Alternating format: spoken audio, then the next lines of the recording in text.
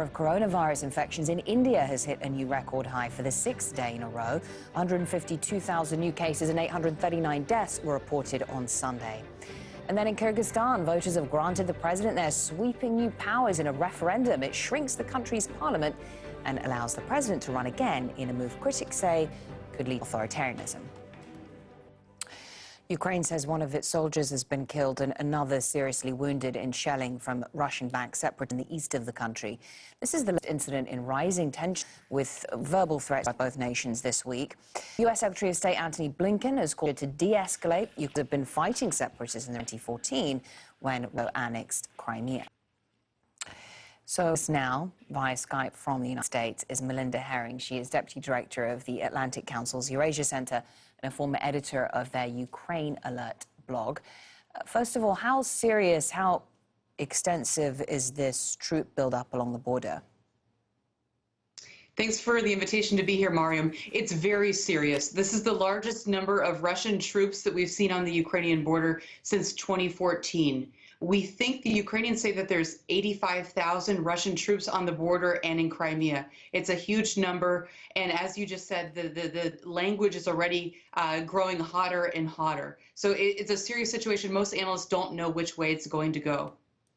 So it's not clear if it's too soon to perhaps say whether or not Russia will proceed to make an advance, or whether we will just see these troops remain in place and hover around without doing very much.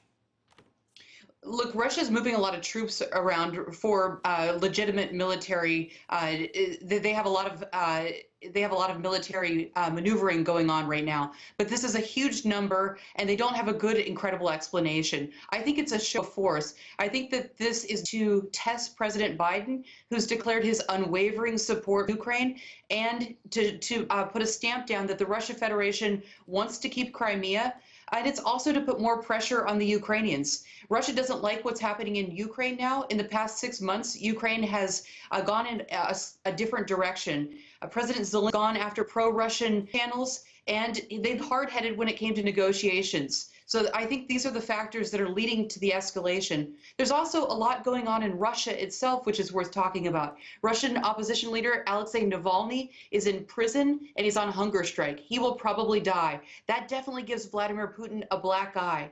We have parliamentary elections in Russia in the fall. We have Putin's declining popularity. His numbers have dropped quite a bit in the last year because of the handling of COVID and a lot of other factors. The economy is not growing. The economy really stinks in Russia. And then you have the COVID response as well. So it could be a combination of opportunity. He wants to test Biden, and it's also a distraction tactic from what's happening in his own country. Possibly a distraction tactic, but that you name a litany of challenges and priorities the Kremlin is facing right now. This would also be a very risky move to engage in this sort of hostility at a time when he is facing domestic pressure.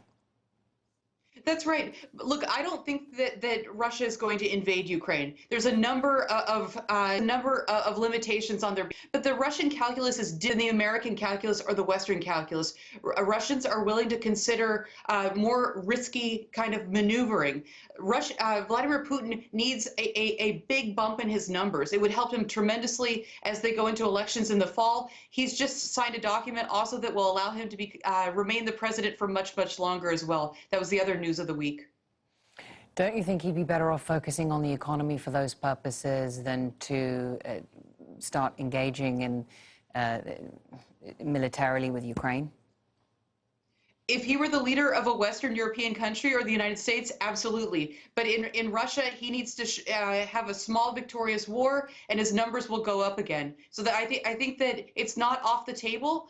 He may be interested. So when you ask me what does he want in Ukraine, he wants his numbers to bump up. He wants to get the nationalists excited about him again because he has all those challenges I've named. But he also is worried about, when he looks at the map, he's worried about Crimea. So Russia annexed Crimea in 2014. They have a water problem. So one of the things that they need to do is figure out how to solve that problem. There's a canal north of Crimea that they could take. I don't think it's an easy take, and they could also potentially take 3 or 4 cities along the Black Sea coast. So that's another area that I would be watching as well. A vague statement from Antony Blinken saying that if Russia acts recklessly or aggressively, there'll be there will be consequences, of course, without specifying what's likely to happen. I mean, again, with other foreign policy priorities, namely Iran, is the US going to want to get involved in a confrontation between Russia and Ukraine right now? Mariam, I think that's one of the most interesting questions. So we know that Biden is really, really focused on China, and he knows Russia well, and he knows its problems, and he really cares a lot about Ukraine. But I think the attitude in his administration and the president's attitude is we want to move beyond this, and we want to deal with other issues that we want to deal with COVID, we want to deal with China, which is the biggest national security threat. So he may be willing to countenance deals that we didn't necessarily think he would be willing to consider.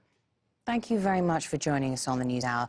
Melinda Herring, Deputy Director of the Eurasia Centre at the Atlantic Council. Thank you. Well, now to Jordan. King Abdullah